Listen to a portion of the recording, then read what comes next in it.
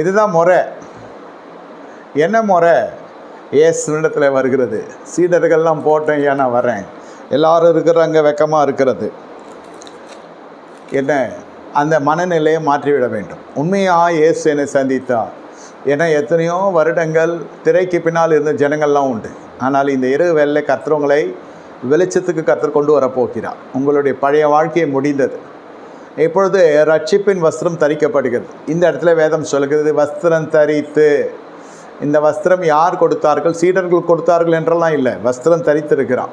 முதல்ல எப்படி இருக்கிறான் என்று பார்த்தால், இவன் அரைகுறை நிர்வாணத்தோடு காணப்படுகிறான். கல்லறையில் பட்டிருப்பான், சங்கிலிகளால் அவன் குடியிருப்பு கல்லறைகள் இருக்கிறது, சங்கிலிகளால் கட்ட ஒரு நாள் கூடாது இருந்தது. அநேக விலங்குகளினாலும் சங்கிலிகளாலும் கட்டப்பட்டிருந்தோம். யாரோ ட்ரை பண்ணியிருக்காங்க இவனை கட்டுப்படுத்த. அநேக விலங்குகள், அநேக சங்கிலிகள், அநேக ஜனங்கள் தான் இதை செய்திருப்பாங்க. வேறு என்ன மிருகம் வந்து செஞ்சுருக்கோமா? தேவ தூதன் வந்து செஞ்சுருப்பானா? மனுஷன் தான் அவனை கட்டியிருப்பான். அநேக கட்டுகளில் இருந்த கர்த்தரை விடுவித்திருக்கிறார். இவன் இரவும் இவனுடைய எல்லா விதமும் இவன் சரீரத்தில் அரைகுறை வஸ்திரம் இருக்கு. நல்லா புரிந்து கொள்ளுங்க, அந்த வஸ்திரத்தில் சரீரத்தை வெளியே காட்டுகிற அளவிற்கு, அந்த சரீரத்தை மற்றவர்கள் இச்சிக்கிற அளவிற்கும் என்று எடுத்துக்கொள்ளலாம்.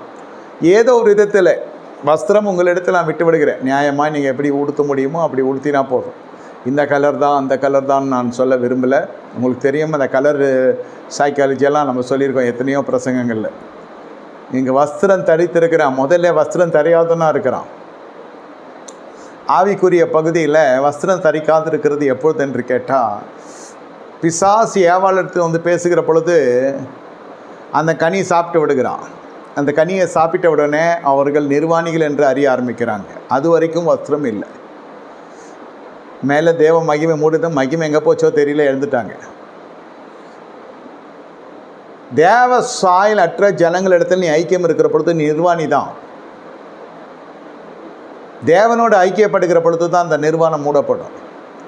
எதின் அடிப்படை மூடப்படும் என்றால் சத்தியத்தின் அடிப்படையில். செய்யத்தகாதவைகள் அந்த காலத்தில் ஏதேந்த இடத்துல இந்த உபதேசத்தை செய்யத்தகாதவைகள், அப்புறம் கற்பனைகள், அப்புறம் பிரமாணங்கள், அப்புறம் கட்டளைகள், இப்பொழுது உபதேசங்கள். அன்றிலிருந்து இன்று வரை செய்யத்தகாதவைகளை சபை வலியுறுத்தி ஆக வேண்டும். ஆனால் அதோடு கூட அதோடு கூட கண் சடையாக இருந்து அதுக்கு வேறு ஒரு குறுக்கு வழியை கடைபிடிக்க கற்றுக் கொடுக்கும் என்றால் அல்லது ஏற்றுக்கொள்ளும் என்றால் சபை சோரம் போகிறது என்ற அர்த்தம்.